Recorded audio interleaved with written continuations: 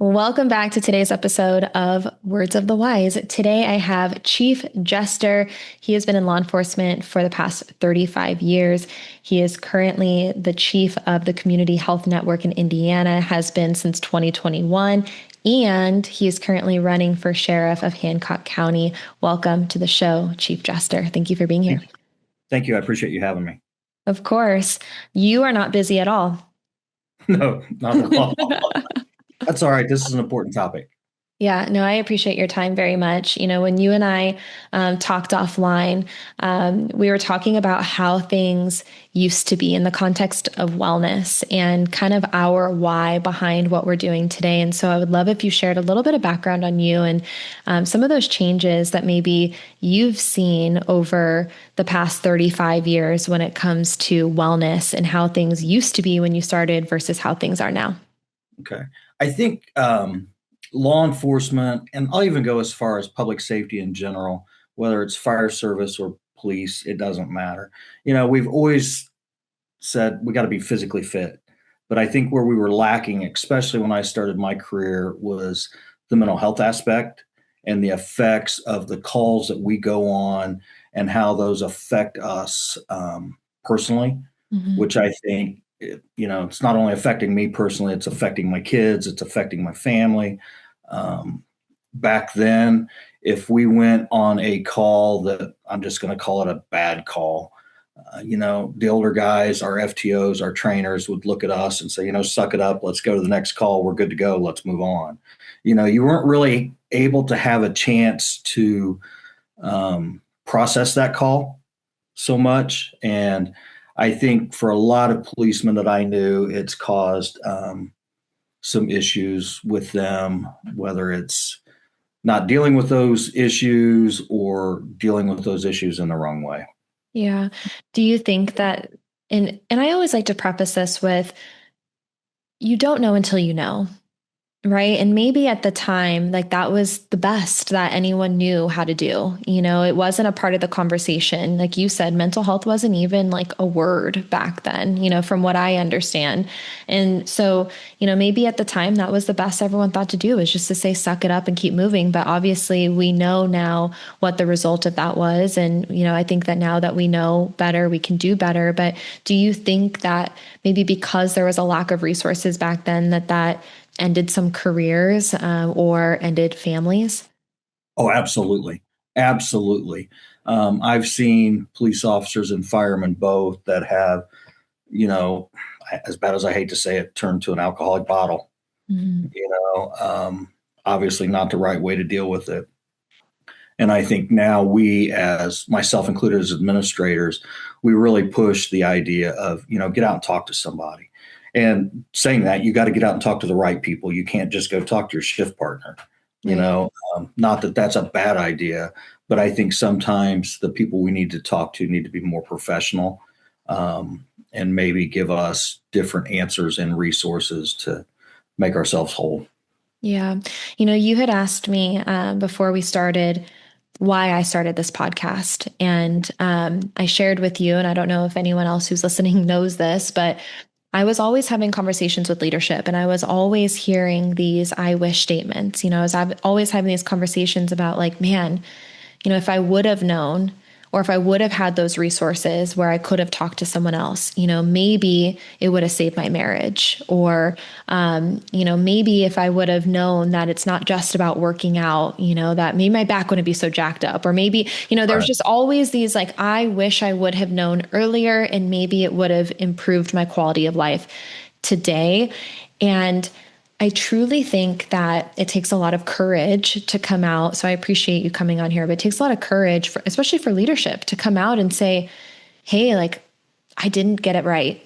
I wasn't perfect. I made a lot of mistakes along the way. And I wish that I would have, sought resources for my mental health. And maybe it would have improved these areas of my life. Or maybe, I wouldn't have 3 shoulder surgeries or whatever that looks like. And my hope is that through these conversations, we can start to become more proactive. But then the younger generation can also learn from you guys and understand what happens when you don't prioritize your wellness. Right. I agree. And Yeah. I think it's important that I hate to say I'm one of those older policemen now, but I'm one of those older policemen that we do help the younger guys coming into it. And, they can learn from stuff that we didn't have the opportunity to learn from. And like you said earlier, I don't necessarily think it was a fault of those older policemen that were training us. I think it was just they didn't have the resources that we have today. Right. You know, people didn't look at mental health 30 years ago the way they look at mental health today. So I think it's something that's progressing. I think we've got a long way to go. But I think to talk to a younger policeman, if I had the chance today, my first statement to them would be don't take what you do home and find a way to release that, whether it's talking to a professional or whatever. Yeah. Yeah. And it's interesting. And I can relate to what you said about like you're the old guy now, because I feel the same. I like, but I was just working with a pre-academy yesterday. And there was about 40 of them. So there's a lot of them. And they're all so young. They're so excited. Like you can tell that they're just, bright-eyed, bushy-tailed, like they're ready and they're very absorbent, like they want to take all of the information because you can tell that they want to do their best. And then somewhere along the way, we start to see the progression of when they kind of lose that. And I think that it's up to all of us who have, for me, I have such a small, impact on the entirety of their career. For you guys, you have, a bigger opportunity to work with these people hand in hand on a day-to-day basis. And I think that it's up to us to continue to support them and, make sure that they still have excitement and they have the resources and they have all the things that they need. But there's somewhere along the way, and I don't know if you have any insight in this, where there's somewhere along the way where they go from like really excited, absorbent, like willing to put in the work, be proactive. They're asking questions of like, how many times a week should I do this? How do I do it? When do I do it? Where do I do it? And then somewhere they're like, and it's no longer that way. And I don't know when that happens. Maybe you do. But how can we continue to support people through, the entirety of their career so that they're successful? And I don't know that there's a good way to say it happens right here. I think what causes it is you have those, like you said, those new policemen come out, they get new cars, shiny red lights, they love the excitement. And then they go on that first call where there may be a deceased child, Mm. and they don't necessarily deal with that or get a chance to deal with that. And then that kind of eats at them. And then they come back in and they have a few more runs where they've got those shiny red lights going. And then they have another deceased person. It doesn't have to necessarily be a child. I mean, it could be a car wreck with an adult. Who knows? But I think that starts weighing on people. I think officers, and I say officers, but I want to include fire personnel and EMTs in this. They go home and those thoughts go through their mind. I mean, when they lay down at night, that thought is still going through their mind what they saw.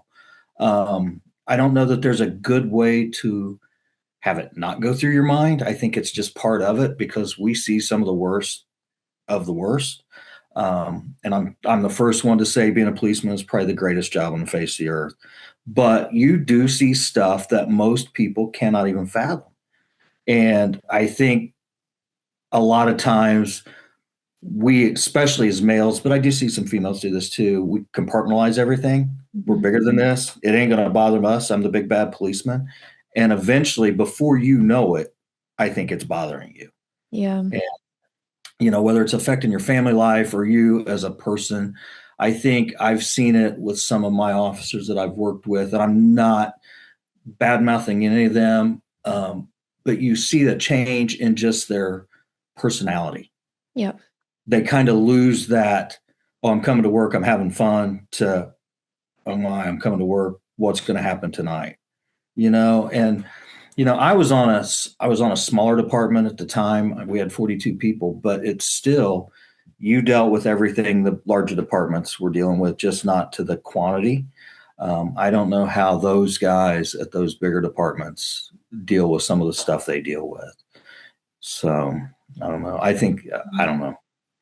Yeah, I always on the podcast try to share like current events, like things that I'm learning from or listening to. And so I've mentioned this a couple times recently, but there's a book that I'm listening to. It's called Unpack Your Backpack. And it's this young, like 23-year-old kid that does motivational speaking for youth.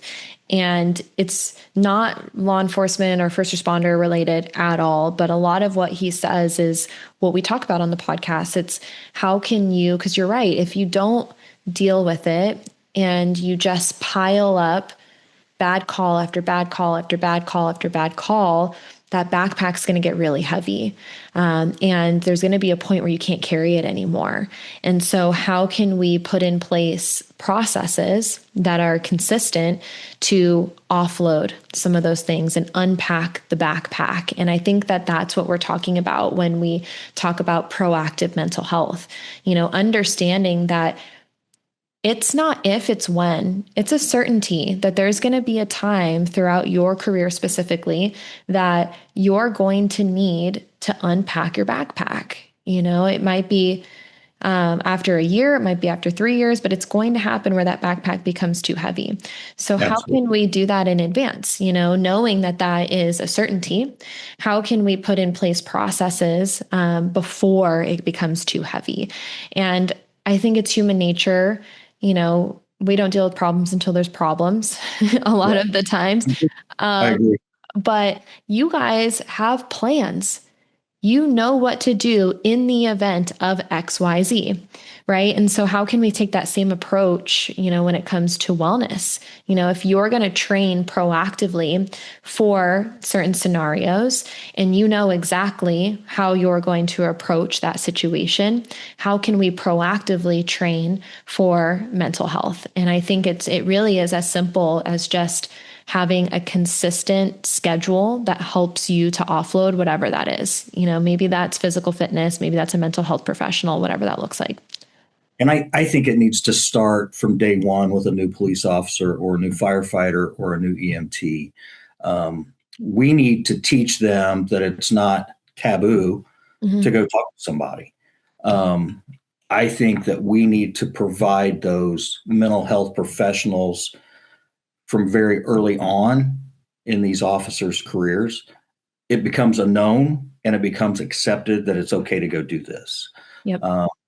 Even for me, I started our chaplaincy program at our police department years ago. We always had police officers that filled in as chaplains, but we really took it to the structured level and actually brought in true ministers and clergy, and they would start riding with our officers. And it was amazing to me that some of the officers that were so against it were the first ones to accept it.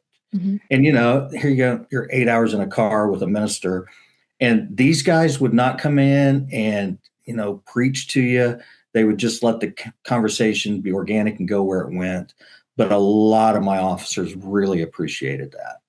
So Yeah. I think it's just we as administrators need to start early in a police officer or firefighter's career. Not saying push it down their throat, but sometimes you have to force someone to say, okay, I'll go do it. The first time it's the struggle. The second time it might get easier. Yeah. I mean, first step is always the hardest. Absolutely. And I love that you said that the person who you thought was least likely to do something is usually the first person to benefit from these things, because I couldn't agree more. And I think it's really interesting because I always hear, and I think we have to check ourselves, and I'm guilty of this too. Like I've done this plenty of times recently where you have to kind of check yourself. But there's been plenty of times where I have someone come up to me and they're like, this guy's not going to do it. He's, the salty old guy is going to sit in the back with his arms crossed, or he's going to be a problem or whatever. And then by the end of something, they're coming up to you and they're so excited. And I think that we have to check ourselves sometimes because we have limiting beliefs within ourselves, thinking that people aren't going to like something or that they're not going to use something. And maybe that's not the case. Maybe it is, but maybe it's not. And so not being afraid to try, not being afraid to put those resources, try to facilitate that first step for everyone because it is the hardest. There's always going to be a little bit of resistance to anything that's new. We know that, again, I think it's human nature, but I think especially in the first responder profession, there's a little bit of that guardedness of like, I don't like change. What is this? I don't know. And so there's the uncomfortability, but can we facilitate that first step? Can we encourage participation? And can we get out of our own way, understanding that the people who are that way are usually the people who are going to benefit the most. And it's not necessarily, it doesn't necessarily mean that they're not going to do it. It just might mean that we have to like approach it in a way that makes sense for them. Absolutely. And I think if we can get the middle of the road officers time wise to buy into that, when a new officer comes in, they automatically look up to those older officers. They want to hear those war stories. And I think that's great because that gives that excitement. But I think that's a perfect time for those more seasoned officers to share, and maybe they need to be a little bit more vulnerable and say, I've gone through this. You're going to experience this. It may not be today. It may not be next month, but sometime in your career, you're going to experience this. I've done it. This is how you need to deal with it, or at least look at dealing with it. I agree. Yeah, I agree. And I used to be so afraid of sharing those things with people, and I'm sure a lot of people can relate to that because I didn't want people to think less of me, or I didn't want people to think I was weak or that I wasn't cool or, whatever it is, and so I think a lot of us will put on kind of that strong face or mask or, kind of build that tough exterior. But now I realize that it's a superpower, and how if we can connect with the why and what our goal is, what is the goal? The goal is that everyone makes it home. The goal is that there's longevity. The goal is that there's quality of life, that you're operating as a team. You want to support everyone. You want everyone to be as healthy and happy and successful as possible. I think that everyone can agree with that, regardless if you like someone or not. I know that there's going to be drama and personalities and all the things, but if we can like objectively look and say, what is the goal here? We want to be able to provide the best service. We all want to be safe. We want to make sure that we're supporting each other. If that's the case, then we have to be willing to step outside of that. We have to be willing to share some of those experiences with the younger people or with people in general so that they understand that they're not alone and that they feel safe to reach for those resources. Because if we don't share it, everyone's going to isolate themselves and they're going to shove it down or they're going to fill up that backpack and we're never going to make forward progress. I agree. And you just mentioned quality of life. I think we have to really look at the work-life balance because I think all new first responders are, like you said earlier, so excited. They want that next exciting run and they forget to spend quality time outside of work. Mm-hmm. And I got to admit, when I was 21, 22 years old, I wanted the excitement. But now looking at it, I think if we can get these guys and gals to understand, you know what, you need to take that time to shut it off, move away from it. It's going to make them better public safety people. And I think a lot of times we go home and we share this stuff with our significant others. Well, that's not what they necessarily signed up for. I think most will listen, but we're putting a lot on our significant others by sharing details of calls that we've been on. And I'm not too sure sometimes we shouldn't look at helping them as well as administrators because, Mason, if you can save a marriage, you're saving a lot. And I think sometimes, it falls on an officer or a firefighter or an EMT going home and talking to their significant other, sharing stuff, and it just becomes too much for even for the spouse.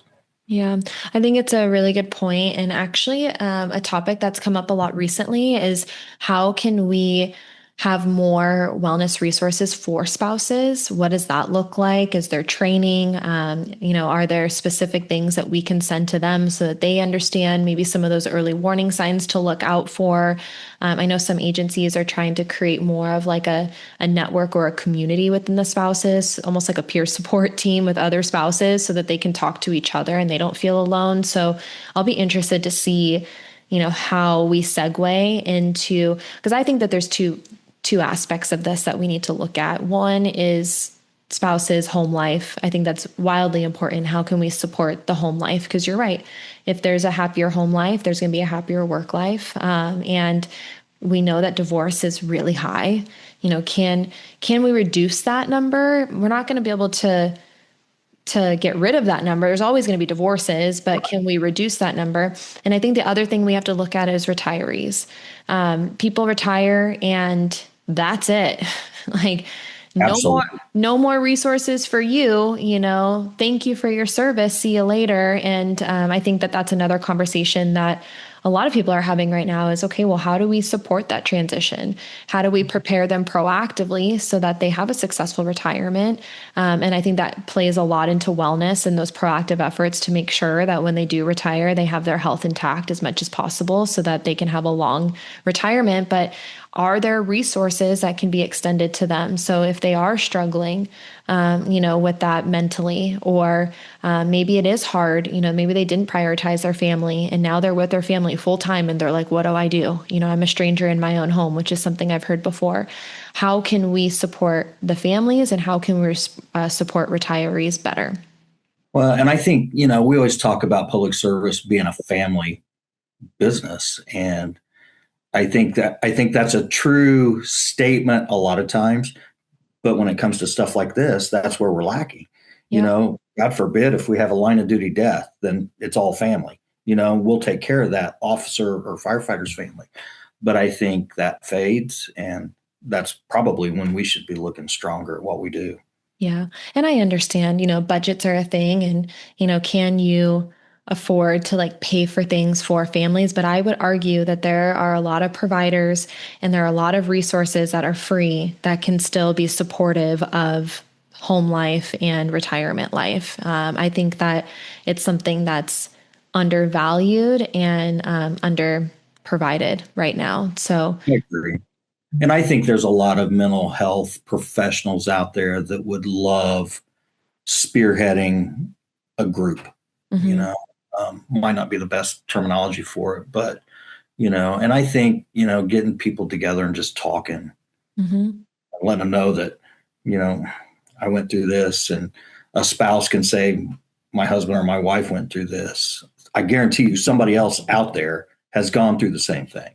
Yeah, Not I think conversations save lives. I really believe that.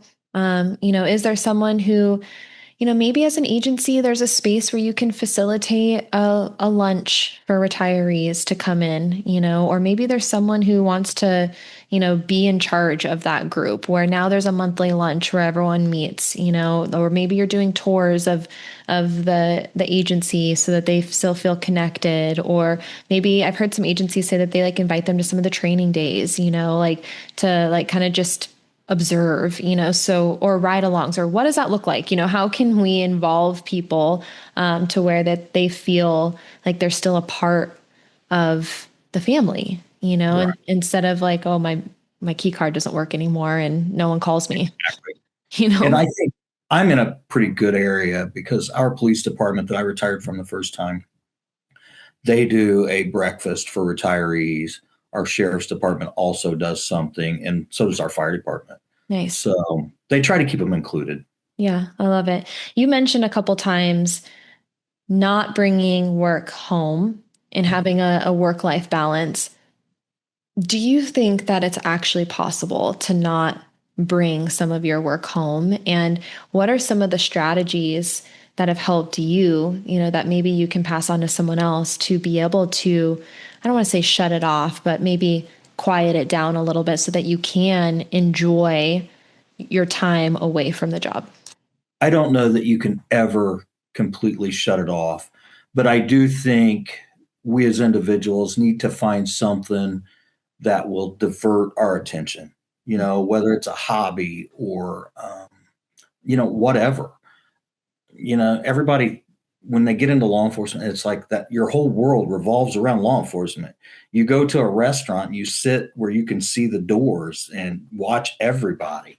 You've got to be able to, I hate to say compartmentalize, but you do.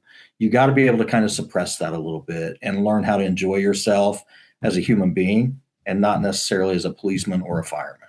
I'm Yeah. not saying shut it off completely, because if something happens, you're going to be right in the middle of it. You're not going to just sit there and let it happen. But I do think that you need to find ways to enjoy your life that are not seeking that excitement. And I think a lot of people get into public safety because it's a rush.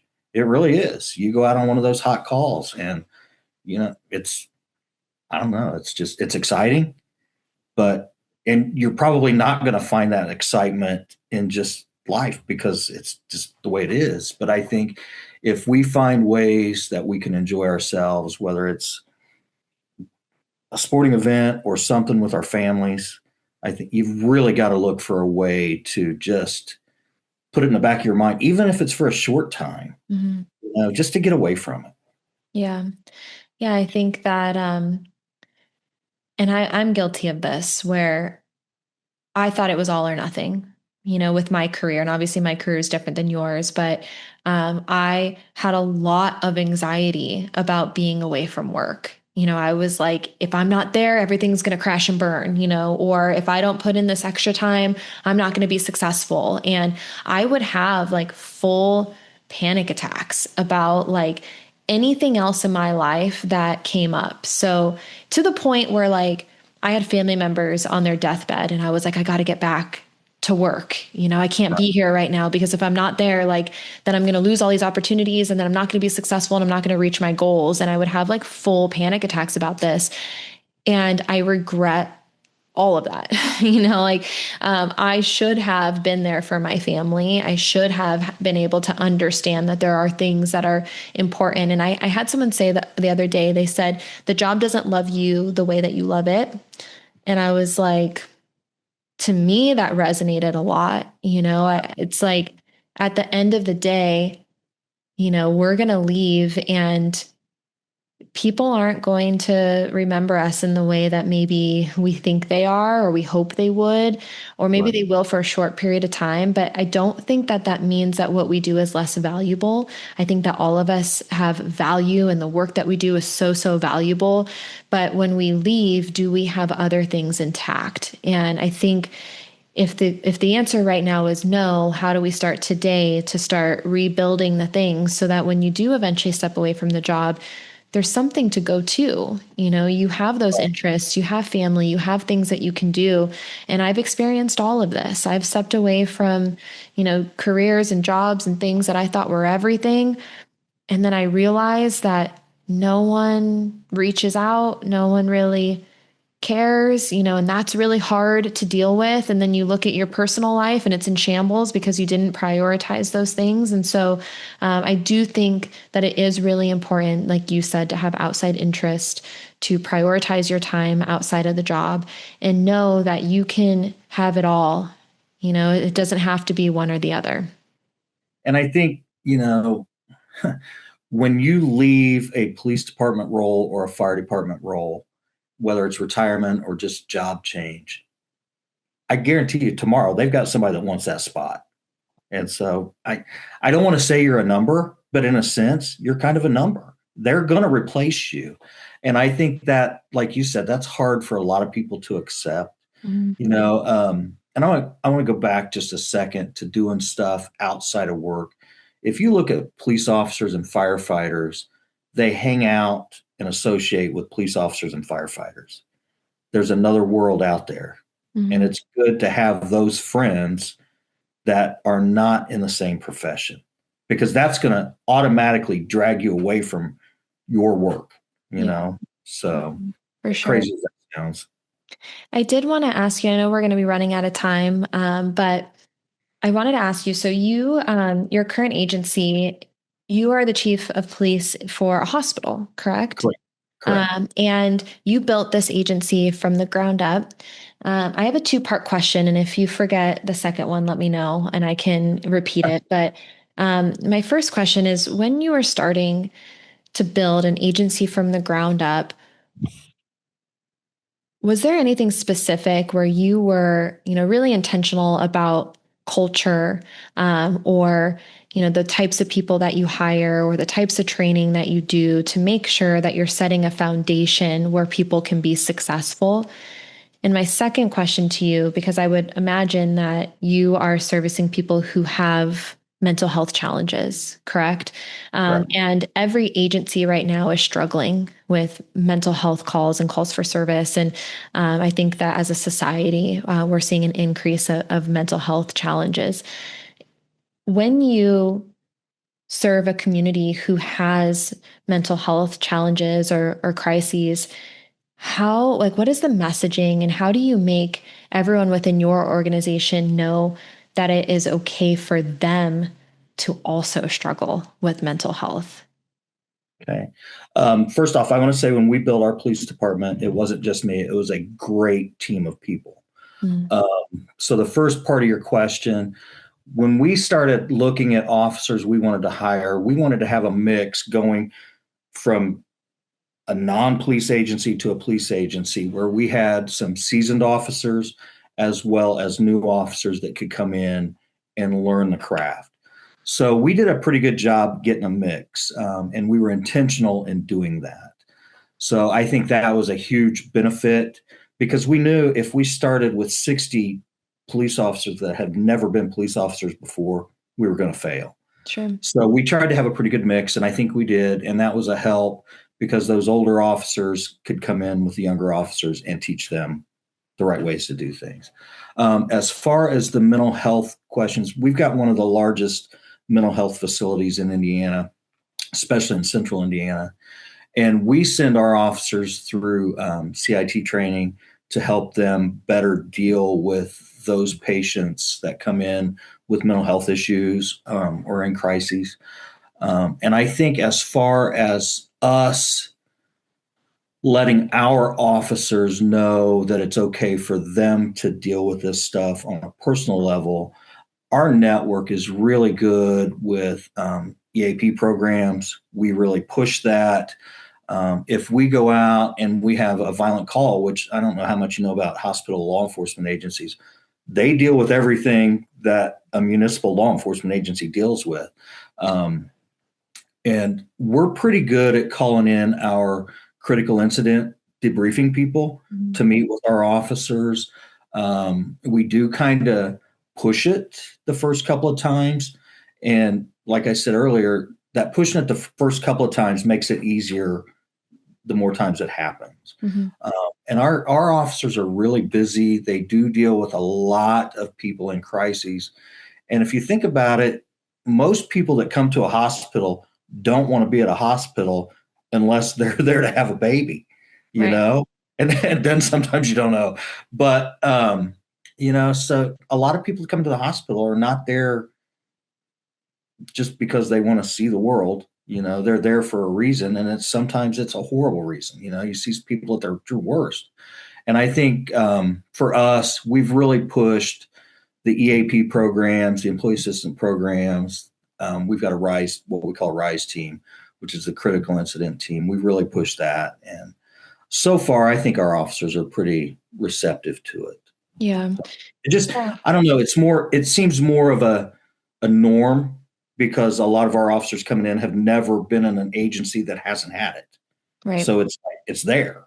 Right. Yeah. I know I've had this, because I have had another chief on here that was also the chief of a hospital as well. So I'm familiar, with the work that you guys do. But I think the message is because I would imagine it's hard for the helper to ask for help. Right. Absolutely. That's just how it's always going to be. And you see other people who are struggling and you don't want to identify as that person. You don't want to be like, yep, that's me. I'm also struggling the same way as this person who I'm trying to help. And so I think it's a hard dynamic. And I think this is why a lot of the people who are the helpers don't want to admit that they're struggling because they don't want to be seen or associated with the people that they're helping, if that makes any sense. But I think because, like you said, you've made it normal, as the chief of an organization, you're saying, hey, like, this is not taboo. This is something that is necessary, creating a culture around wellness, but then also the messaging being like, hey, the goal is to like get better. Like if you're struggling with something, totally normal, but how do we make sure that you don't stay that way? And that's, and as quickly as possible. And what do we have to do in order to do that? And we know that the longer, and I'll put this in a physical, perspective, but the longer you let a wound fester, the worse it's going to get. Right. Absolutely. Like you can see that. And so it's the same concept mentally. The longer you let it fester, the longer you don't deal with it, the worse it's going to get. And so if you want to still be able to be effective in what you do and you want to be able to help people, you have to be able to help yourself and move through it. So I love that that's a part of the messaging and the culture that you guys built. And I think, there's one question that we forget to use. And if it's a heartfelt question, it may be the most important question you can ever ask somebody. And that's, how are you doing? And that sometimes is enough just to get people to talk, and it's got to be heartfelt when you ask it. You can't just say, hey, how you doing? And expect everybody to say, oh, I'm not doing well, so it's got to be heartfelt. Yeah. Yeah. And I think we know the difference. I've said this before, but I don't have a lot of pet peeves. I try not to let a lot of things bother me. Like I'm actively working on letting things roll off my back. I want to be the duck, where it all just kind of rolls off. But I will tell you that still to this day, one of my biggest pet peeves is when someone says, how are you doing? And they do not care about my response whatsoever. And Absolutely. before I can even like get a word out, I'm already seeing the back of their head. Like I don't get on board with that at all. To me, it feels like fake, check the box stuff. I would much rather you just like smile and nod and walk away than like pretend to care. Absolutely. And I agree 100%. So, And I think it's almost like going to a funeral and saying, hey, how you doing? We do it because that's what we're supposed to ask. yeah. It's a funeral. They just lost a loved one. I know how they're doing. But Yeah. we ask the question anyhow. Well, I think we just have to be really mindful of how we show up for people. And I think if we're all being honest with ourselves, we've all probably have done that at one point or another, just because, again, it's a societal norm. It's just like what you're supposed to do, or maybe it's a habit or whatever. And can we check ourselves a little bit and ask ourselves, are we being intentional with the conversations that we're having? Are we being intentional with our actions? Are we genuinely showing up for people? Are we asking questions that are meaningful? Or are we just phoning it in? Are we just checking a box? And we all have the time. I think we convince ourselves that we don't have the time. I would encourage everyone to do this. Anyone who has an iPhone, it will give you metrics on how long you are on social media each day. And I would encourage you to do that, because everyone who says, I don't have time to do these things, if you are on social media for 30 minutes, an hour, 2 hours, 2.5 hours, whatever that looks like, you absolutely have the time to prioritize yourself, and you absolutely have the time to prioritize other people. It's how you're spending your time. And so can we be more intentional with how we're spending our time? Absolutely. My final question, and I know you kind of already said this earlier, but I want to circle back to it and let you add anything you'd like. But for that younger generation, what words of wisdom would you share that you wish you would have known when you were younger? This job is a job. Probably the best job you could ever have, but it will be better if you find a way to get away from it, so where you can come back and truly enjoy it. And don't ever forget to take time for yourself. Don't ever forget that, because that'll cost you. Mm, thank you. Thank you so much for your time. I really appreciate you coming on here, and best of luck with election season and all of your future 7 days. endeavors. 7 days. 7 days. All right. Well, I love it. Thank you for coming on here. I appreciate your time. Thank you. Thank you. Of course.